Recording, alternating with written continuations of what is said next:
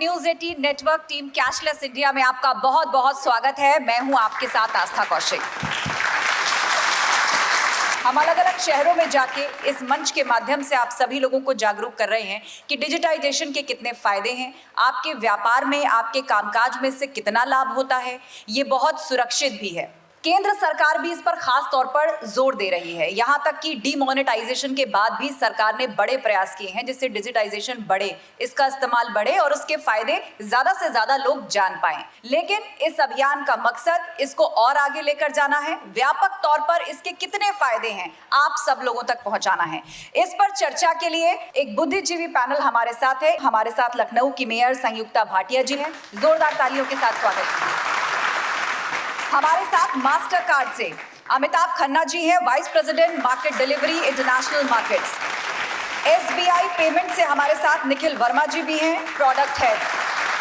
साथ ही यूपीएसआरटीसी से जीएमआईटी अनक मिश्रा जी भी हमारे बीच हैं। जोरदार तालियों के साथ स्वागत। इसके अलावा ऑटो यूनियन के प्रेसिडेंट पंकज दीक्षित जी भी हमारे बीच में उपस्थित हैं। बहुत स्वागत है पंकज जी आपका। तो इस चर्चा की शुरुआत करते हुए जो मास्टर कार्ड का इनिशिएटिव है और न्यूज 18 की टीम कैशलेस इंडिया और एसबीआई एक साथ मिलकर इस अभियान को किस तरह आगे बढ़ा रहे हैं, मैं सबसे पहले चाहूंगी अमिताभ खन्ना जी से कि इस पर प्रकाश डालें और बताएं कि ये व्यापारियों के लिए कितना फायदेमंद है और किस तरह के प्रयास अभी तक हुए हैं। 3 साल पहले जब मास्टर कार्ड और न्यूज़ 18 ने मिलकर ये कैशलेस कैंपेन स्टार्ट किया, हमारा ध्यान जो था वो था कि हम ग्रास रूट लेवल पे जाएं।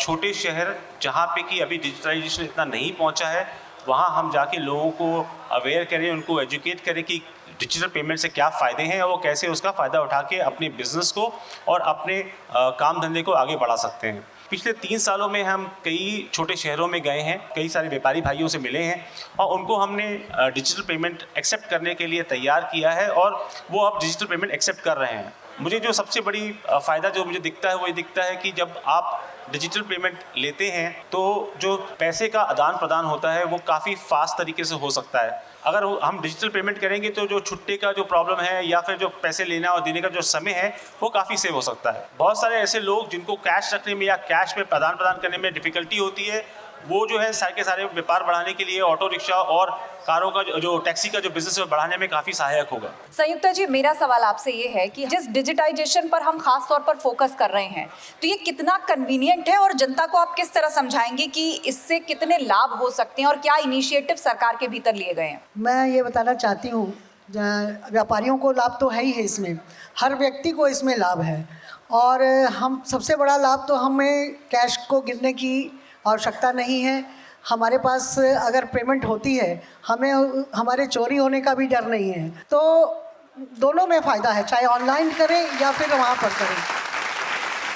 पहले क्या होता था कि अगर आपको गवर्नमेंट की तरफ से कोई पैसा मिल रहा है, उस पैसे को अगर आप तक पहुँचने में बीच में लोग पैसा उसमें गायब हो जाता था और वो पैसा पूरा पैसा नहीं मिल पाता था। लेकिन आज जब जनधन खाता खुल गया तो उसके माध्यम से लोगों को वो पूरा पैसा मिलने लगा जो उनके खाते में जितना पैसा उनको सरकार दे रही है। अगर हम कैशलेस पेमेंट करते हैं तो इसमें एक भ्रष्टाचार भी कम होता है। आप देख लीजिए कि कोई भी बिचौलिया बीच में आपके साथ कोई भी फ्रॉड नहीं कर सकता, तो ये भ्रष्टाचार को रोकने का भी एक बहुत बेहतरीन माध्यम है।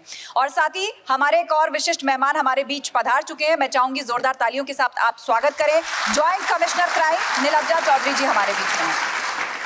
तो हम चर्चा को लगातार आगे बढ़ा रहे हैं और बात यहाँ डिजिटाइजेशन की हो रही है। हमारे साथ निखिल वर्मा जी भी हैं, एसबीआई प्रोडक्ट्स के हेड हैं। निखिल जी, एसबीआई पेमेंट किस तरह मदद कर रहा है और कहाँ तक आप पहुँच पाए? आपका जो फोकस है टियर 3 सिटीज़ है, तो कितना विस्तार अभी तक डिजिटाइजेशन के इस अभियान को आप दे पाए हैं? अगर मैं हमारे पहुंच की बात करें तो आज की तारीख में लगभग 20 लाख से ज़्यादा लोग हमारे साथ इस डिजिटल भुगतान में ऑलरेडी जुड़ चुके हैं, जो डिजिटल माध्यम के थ्रू हमसे भुगतान लेन देन कर रहे हैं। और अगर मैं बात करूँ तो आज के समय में अगर मैं व्यापारियों की बात करूँ, उनके पास इतने विकल्प उपलब्ध हैं कि अगर उनको डिजिटल भुगतान लेना है तो वो क्यूआर के माध्यम से, चाहे कार्ड के माध्यम से, पॉस के माध्यम से, आधार के माध्यम से, उनके व्यवसाय के आधार पे वो पेमेंट भुगतान ले सकते हैं। और जहाँ तक पहुँच की बात है तो जैसे आपको पता ही है सबको कि SBI पूरे देश में उनकी 22,000 से ज़्यादा ब्रांचेज हैं। इसी तरह जो हमारा जो SBI पेमेंट्स का जो सेल्स टीम है वो भी पूरे देश में फैला हुआ है, ताकि ना कि सिर्फ बड़े शहरों में बल्कि छोटे शहरों में भी हम पहुँच सकें। वहाँ के जो व्यापारी हैं उनको हम इस डिजिटल पेमेंट के बारे में ज़्यादा से ज़्यादा जागरूक कर सकें और उनको इस मुहिम से जोड़ सकें। बिल्कुल। अनग मिश्रा जी भी हमारे साथ हैं, UPSRTC IT के GM हैं। सर, आपसे समझना चाहेंगे कि बहुत बड़ा नेटवर्क है UPSRTC और यहाँ का जो परिवहन है, यूपी रोडवेज की बसों का बड़े पैमाने पर इस्तेमाल करते हैं, तो यहाँ डिजिटाइजेशन कहाँ तक हो पाया है और एक आम कंज्यूमर कितनी सुविधाजनक तरीके से इसका इस्तेमाल कर पा रहा है आज के दौर में? UPSRTC पिछले 7-8 साल से बड़े एग्रेसिव डिजिटाइजेशन पे है। जिस इशू पे इस समय हम लोग यहाँ एड्रेस करना चाह रहे हैं वो है कैशलेस ट्रांजैक्शन। हम आपको बताएं, आप ऑनेस्टली बोले इस मंच से, तो हम आप एक बिरादरी के हैं, आप भी ट्रांसपोर्टर, हम भी ट्रांसपोर्टर। पब्लिक से इंटरेक्शन हमारा आपका लगभग एक जैसा होता है, एक ही सा स्ट्रेटा। प्राइस कॉन्शियस सेगमेंट है ये। इसका 2 रुपया आपकी तरफ रह जाता है तो ऑटो वाला बुरा हो जाता है या बस का कंडक्टर बुरा हो जाता है। हमारी आपकी छवि जरा देर में बनती बिगड़ती है। इस कैशलेस से सबसे अच्छा स्पीड ये है कि देखिए, ट्रांजैक्शन में एक स्पीड चाहिए। मेरे पास बस में 50 यात्री हैं, कंडक्टर को जल्दी जल्दी टिकट देना है। आपके पास ऑटो में 6 यात्री है, जल्दी जल्दी पैसा लेना है, इसकी वैकेट हो रही जगह को भरना है और नई सीट से नई रेवेन्यू जनरेट करना है। सबसे बड़ा हेल्प तो कैशलेस वहाँ पे आपको ये कर रहा है।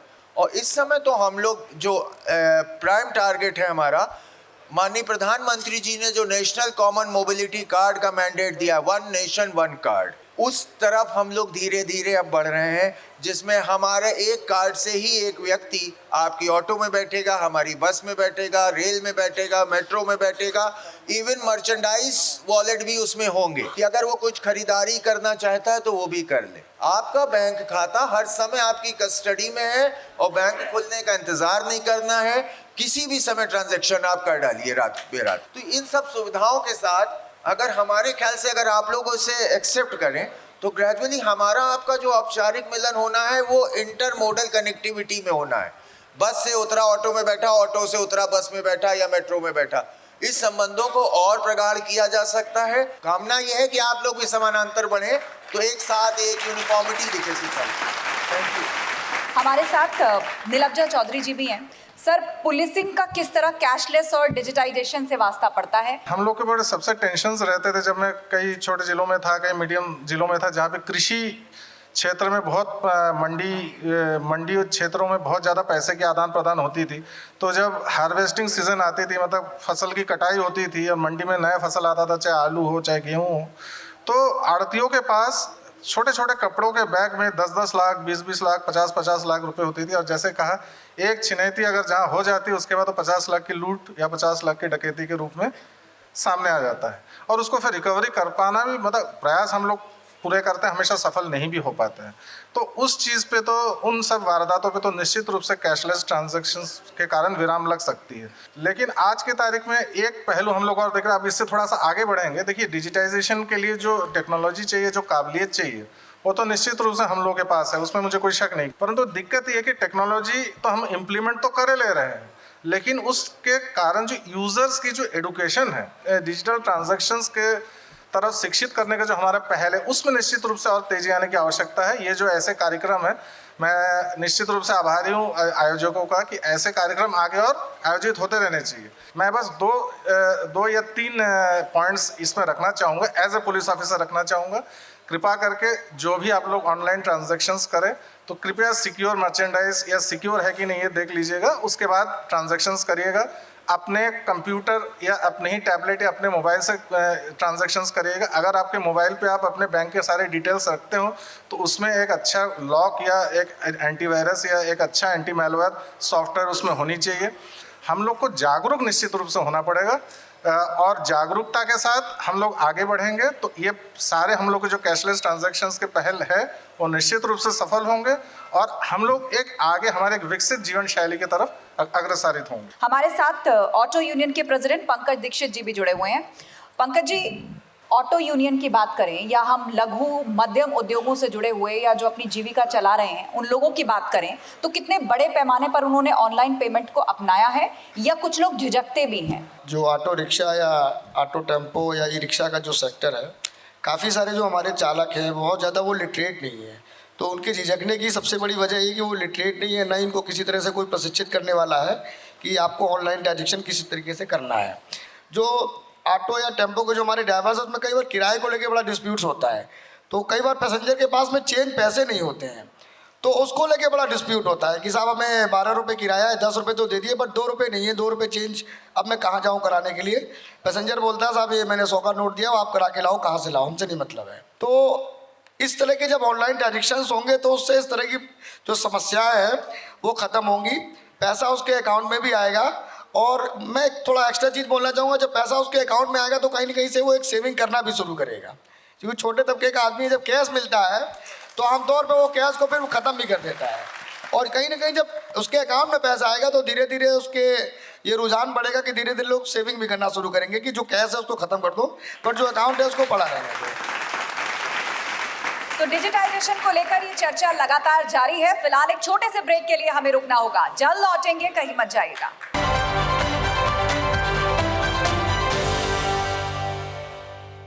स्वागत है आप सभी का ब्रेक के बाद। सभी गणमान्य मेहमान हमारे बीच में बने हुए हैं, तो चलिए इस चर्चा को आगे बढ़ाते हैं और जानते हैं कि डिजिटाइजेशन के कितने फायदे हैं।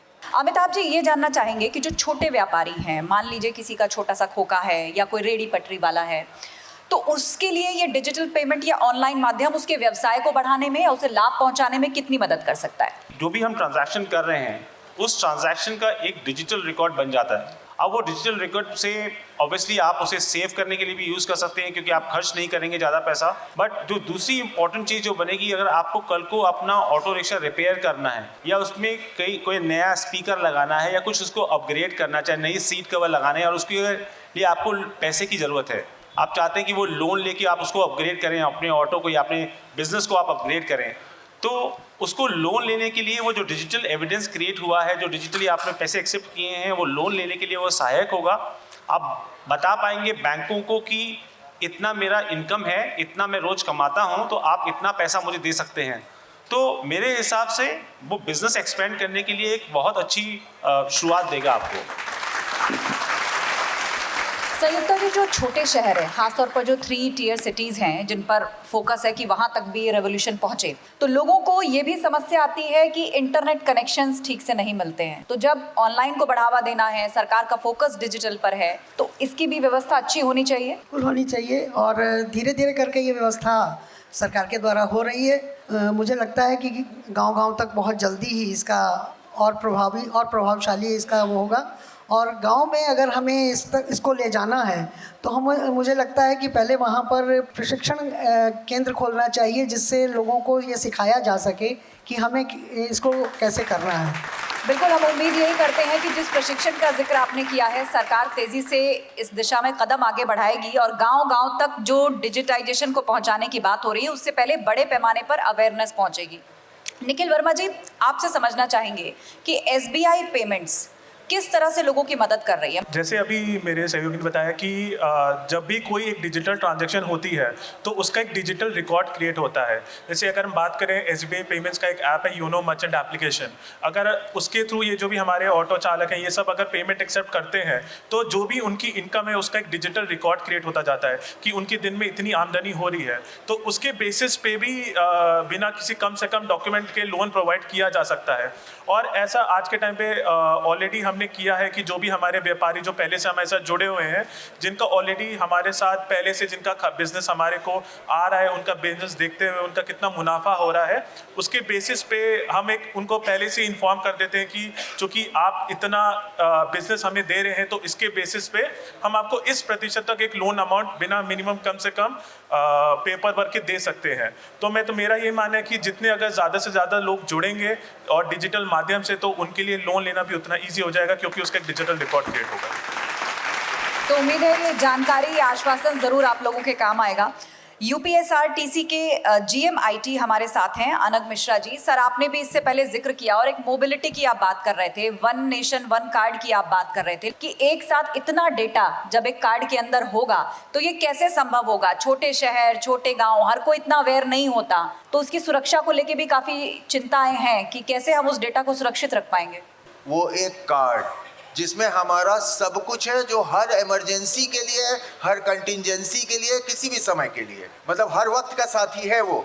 तो उसको हमें बिल्कुल वैसे ही सीने से लगा के रखना पड़ेगा जैसे हम अपनी सबसे कीमती धरोहर को रखते हैं। बेसिकली ये एक इसके लिए 2 स्टेप का हमारे हिसाब से बनता है। वन इज अवेयरनेस, जिसको हम संवाद, संदेशों, लिटरेचर से दें सोसाइटी में। सेकंड इज कि जैसे सिंस इस पूरे मैंडेट में SBI हमारे साथ दिख रहा है, मास्टर कार्ड साथ दिख रहा है, हो सकता है SBI ये शुरुआत करे हर कैंप में 3 दिन 4 दिन इन कार्ड को यूज़ करना, इनके डूज एंड डोंट्स, इनकी सेफ्टी, सिक्योरिटी, OTP कैसे शेयर ना करें, कैसे अपनी पर्सनल प्रोफाइल को एक्सपोज ना करें, किसी से शेयर ना करें। छोटे से ये एक वन टाइम लेसन्स होंगे और वो हम सोसाइटी अल्टीमेटली गियर अप हो जाएगी।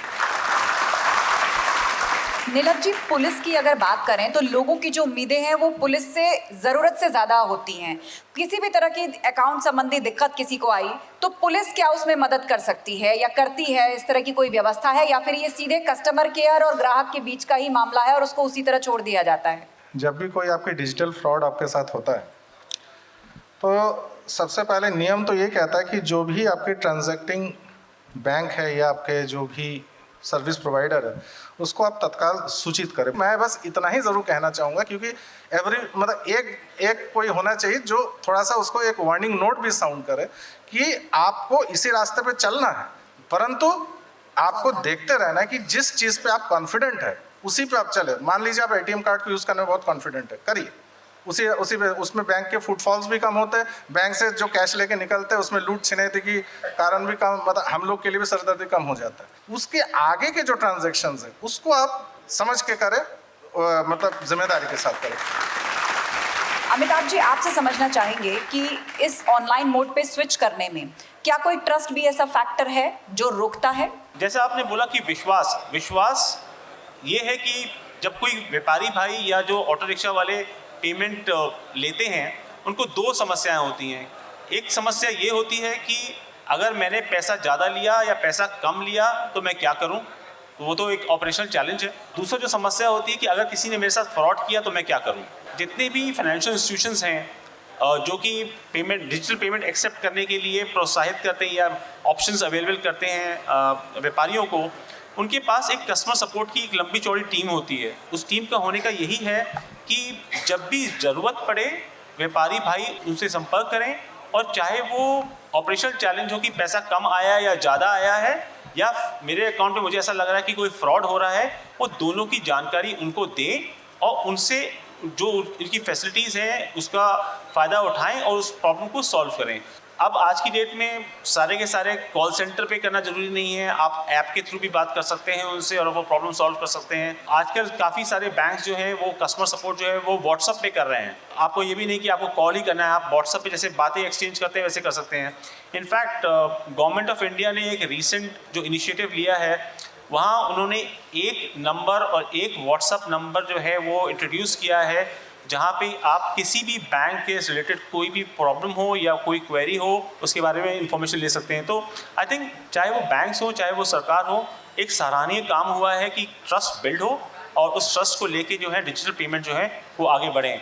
और हमारे कैंपेन का भी यही उद्देश्य है कि हम जितने भी चेंजेस आ रहे हैं वो लोगों को उसके बारे में बताएं और डिजिटल पेमेंट्स की तरफ उनका रुझान बढ़ाएं। अगर किसी के पास में स्मार्टफोन नहीं भी है और उसके पास में सिंपल मैनुअल फ़ोन है, तो हमें ये बताया गया था कि अगर उसका सिंपल मैनुअल फ़ोन भी है और पेमेंट वो मैनुअल फ़ोन से भी उसके डायरेक्ट फ़ोन में मैसेज आएगा सीधे सीधे कि आपके पेमेंट अकाउंट में ये पेमेंट हो गया है। तो क्या मैम ये संभव है क्या? इस तरह का कोई प्रोसेस है क्या एक्चुअल में? कृपया उनको बताने का कष्ट करें, क्योंकि अधिकतर चालकों के पास में स्मार्टफोन की सुविधा नहीं होती। जी, आप जिस चीज़ का जिक्र कर रहे हो बहुत सिंपल सी प्रक्रिया है, मैं चाहूँगी अमिताभ जी उसको समझा दें। डिजिटल पेमेंट जो है केवल उनके लिए नहीं है जो कि स्मार्टफोन यूज़ कर रहे हैं। वो सभी के लिए है। जो सबसे आसान तरीका आज की डेट में है वो है QR का पेमेंट। और QR का पेमेंट जो है आई थिंक सभी सीख गए हैं, सभी कर रहे हैं। ऑटो रिक्शा चालकों के लिए स्पेशली काफ़ी वो सहायक हो सकता है, क्योंकि उनको कुछ करना नहीं, केवल एक स्टैटिक QR कोड लगाना है, पिक्चर लगानी है उसकी, और जो भी कंप्यूटर उसमें बैठेगा वो उसका स्कैन करके उसका पेमेंट कर सकता है। और जैसे ही वो पेमेंट करेगा, उस पेमेंट का जो रिसीट है, वो जो उसके मैसेज जो है वो ऑटो रिक्शा के पास आ जाएगा, एक SMS आ जाएगा कि आपको इतना पैसा मिला है। आपको अगर 13 रुपये लेना था या 14 रुपये लेना था, आपको मालूम पड़ जाएगा कि वो 14 रुपये आपको मिला है कि नहीं मिला है, और आप अपना अगली सवारी बिठा सकते हैं। निखिल जी, आप कुछ ऐड करना चाहेंगे? जी बिल्कुल, आज के टाइम में मुमकिन है अगर हम स्टैटिक QR की बात करें तो जो स्टैटिक QR कोड है वो ऑटो रिक्शा वाले जो हमारे चालक भाई हैं वो अपने ऑटो पे चिपका सकते हैं, और उसका एक जो कंफर्मेशन मैसेज है, अगर वो स्मार्टफोन है तो वो ऐप के थ्रू अपना वो चेक कर सकते हैं कि उनको वो पेमेंट मिल गया है। नहीं तो SMS के थ्रू भी वो प्रोवाइड किया जा सकता है कि उनको इस पर्टिकुलर ग्राहक का पैसा आ चुका है इस टाइम पे। बट मेरा अनुरोध यही रहेगा ग्राहक चालक से कि जब तक वो एक कंफर्मेशन जरूर देखें कि जो भी पैसा उनको आना था स्टैटिक QR से, वो उनको उसका नोटिफिकेशन, चाहे वो स्मार्टफोन हो चाहे नॉर्मल फ़ोन हो, बट उनका उसको ऑथराइजेशन मैसेज आ गया है। ये हमें इसकी जागरूकता फैलानी है कि बिना मैसेज देखे वो पेमेंट को सक्सेसफुल ना माने। तो चलिए, आज इस मंच के माध्यम से पूरे विस्तार से आपको डिजिटाइजेशन, ऑनलाइन पेमेंट और उससे जुड़ी हुई सावधानियों के बारे में पता चल गया है। लेकिन क्योंकि इस अभियान को हमें आगे लेकर जाना है, समाज में जागरूकता को बढ़ाते जाना है, तो इस शो को खत्म करने से पहले मैं चाहूंगी कि हम सभी मिलकर एक संकल्प लें, और इसके लिए मेरा अनुरोध है कि हम सभी अपनी अपनी सीट से एक बार खड़े हो जाएं और मेरे साथ इस संकल्प को लें। यही अनुरोध मेरा हमारे मेहमानों के साथ भी है। अपने हाथ को आगे ले जाएं इस तरह और मेरे साथ दोहराएं, मैं डिजिटाइजेशन को अपनाऊंगा और साथ ही इस अभियान के बारे में समाज को भी जागरूक करूंगा। बहुत धन्यवाद आप सभी मेहमानों का चर्चा में शामिल होने। तो इसी के साथ इस मंच से आज के कार्यक्रम में बस इतना ही, लेकिन ये अभियान रुकने वाला नहीं है। आप सबने भी संकल्प लिया है और साथ ही ये संकल्प हमारा भी है। एक एक शहर में जाकर हम डिजिटाइजेशन, उसकी सावधानियां और उसके फायदे आपके लिए लाते रहेंगे। धन्यवाद।